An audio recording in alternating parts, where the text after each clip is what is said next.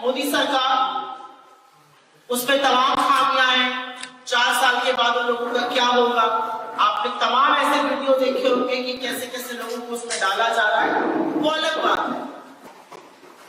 ये अभियान उन लोगों के लिए, उनकी दुर्दशा के लिए, उनके अन्याय के खिलाफ है। वो 1.5 लाख जिन्होंने 2019 से 2022 के बीच में नियमित भर्ती के तहत 3 गौरवशाली सैन्य बलों, Indian army, Indian navy, Indian air force, नौसेना, वायुसेना और भारतीय सेना में जिनका चयन हो गया था, उनकी स्वीकृति हो गई थी। सारी प्रक्रियाओं के बावजूद उनकी नियुक्ति पर रोक लगा दी गई और भारतीय सेना के शौर्य और पराक्रम को कम आंकना, उनके साथ धोखा करना, उस पर जालसाजी करने का जो काम अग्निवीर जैसी योजनाओं ने किया है, उसके खिलाफ एक युद्ध छिड़ गया। ये बात है जय जवान के उस नारे की जो इस देश में क्रांति लेकर आया। ये बात है जय जवान के उस उद्घोष की जो आज भी भारतीय सेना के शौर्य और पराक्रम के आगे नमन करता है। और भारतीय सेना के शौर्य और पराक्रम को कम आंकना, उनके साथ धोखा करना, उस पर जालसाजी करने का जो काम अग्निवीर जैसी योजनाओं ने किया है, उसके खिलाफ एक युद्ध छिड़ गया। और वो युद्ध उस अन्याय के खिलाफ है जो इस देश के युवा और अब इस देश की सैन्य बल को भी झेलना पड़ रहा है। और न्याय के इस महासंग्राम की कुछ रूपरेखा आपके सामने मैं लेकर आई हूं।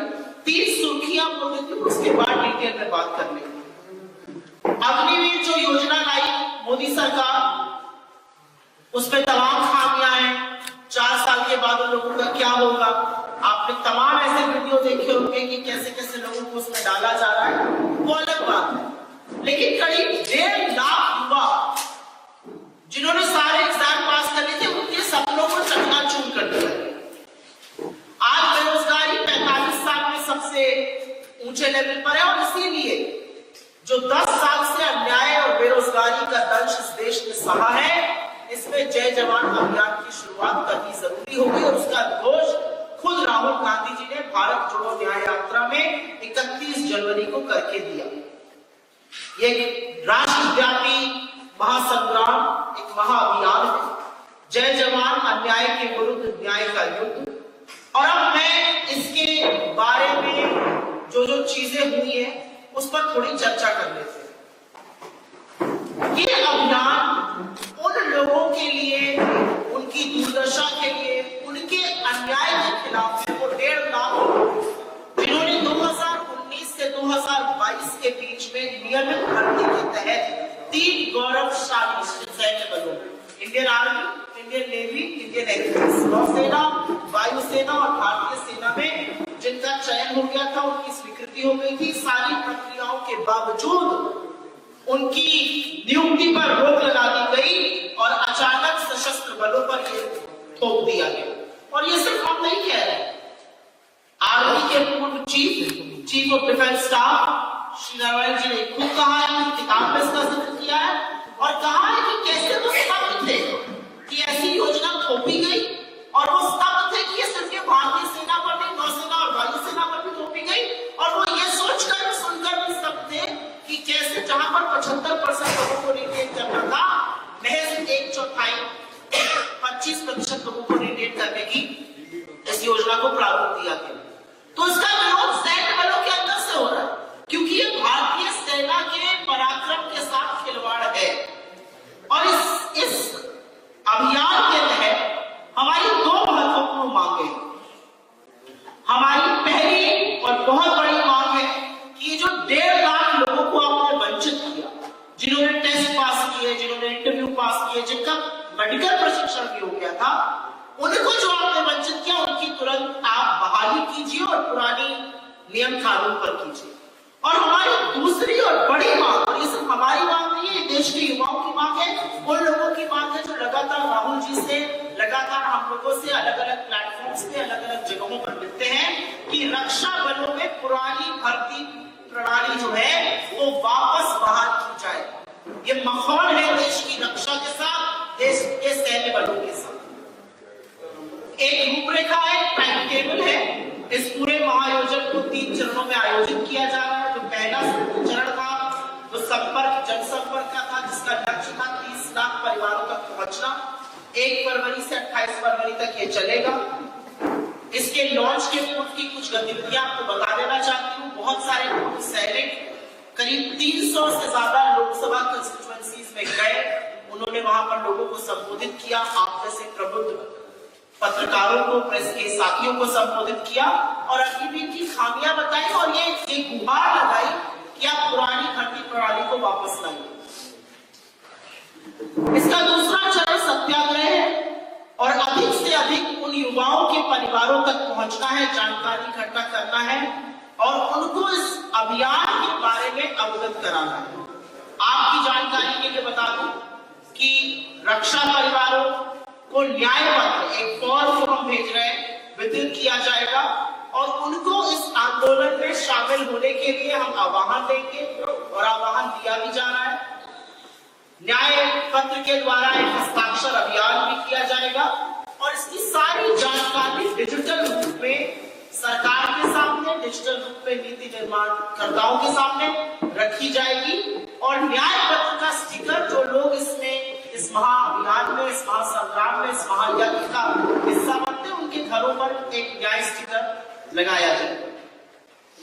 आपकी जानकारी के लिए बता दूं कि 1 फरवरी से 10 फरवरी तक जंतर मंतर पर दिल्ली में, जो कि जहां पर बहुत सारे आंदोलन होते हैं, जहां पर लोग अपनी आवाज उठाते हैं, जंतर मंतर पर हमारा जो पूर्व सर्विसेजमैन का सेल है, जो पूर्व सेना के अधिकारियों का, सशस्त्र सेना बलों का सेल है, उन्होंने लगातार धरना प्रदर्शन किया और उसकी थोड़ी सी असलियत आपके लिए जान लेनी जरूरी है, क्योंकि ये सरकार जो फर्जी बातें करती है उसकी असलियत जान लीजिए।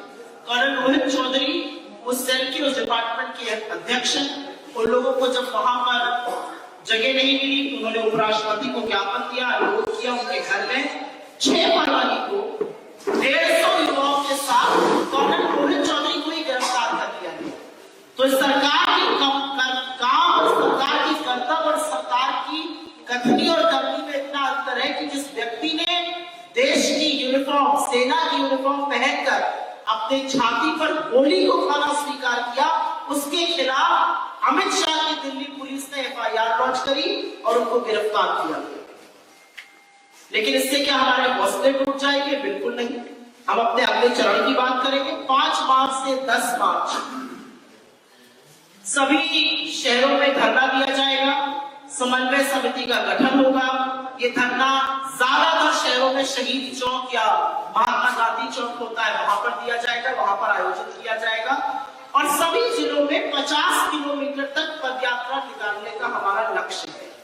17 मार्च से 20 मार्च की जो अवधि है, जब हमारी यात्रा समापन की ओर होगी महाराष्ट्र में, मुंबई में, 17 मार्च से 20 मार्च तक इस देश के हर जिले में एक पदयात्रा सिंबॉलिक निकाली जाएगी 50 किलोमीटर की, जिससे लोगों के बीच इस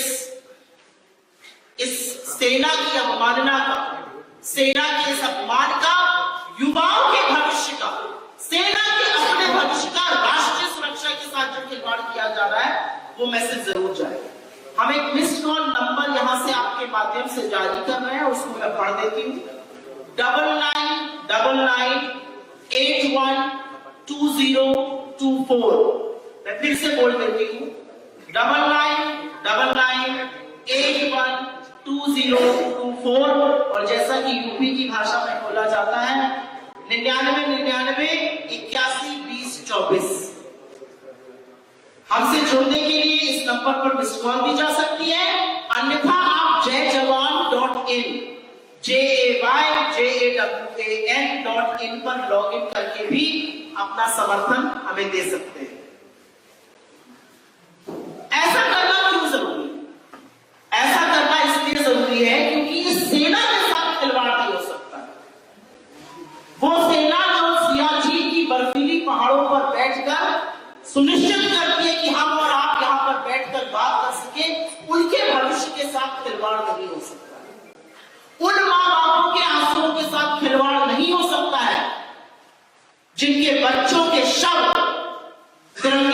कर वापस आते हैं। उस सेना के साथ खिलवाड़ नहीं हो सकता कि जब पिता घर से बॉर्डर के लिए निकलता है तो उसको पता नहीं है कि वो वापस अपने बच्चों को देखने के लिए आएगा भी कि नहीं आएगा। और इसीलिए मैंने प्रमुख, जो सेना प्रमुख श्री मनोज मुकुंद नरवाणे थे, उनकी किताब का जिक्र किया है, जहां पर वो कहते थे कि वो हतप्रभ थे कि इन चीजों को क्यों थोपा गया, और बजाय उस चीज का जवाब देने के सरकार ने उनकी किताब जो अभी आने वाली थी उसको इलेक्शन के बाद तक के लिए पुश कर दिया गया। और एनडीए मतलब विदेश मंत्रालय और रक्षा मंत्रालय उनकी किताब के उन पृष्ठों को पढ़कर उसका आकलन करेगा। मतलब अगर आप चोर को चोर कहिएगा तो चोर आपको सर्टिफिकेट देगा कि आप उसको चोर कह सकते हैं नहीं कह सकते। ये हालात है इस देश के।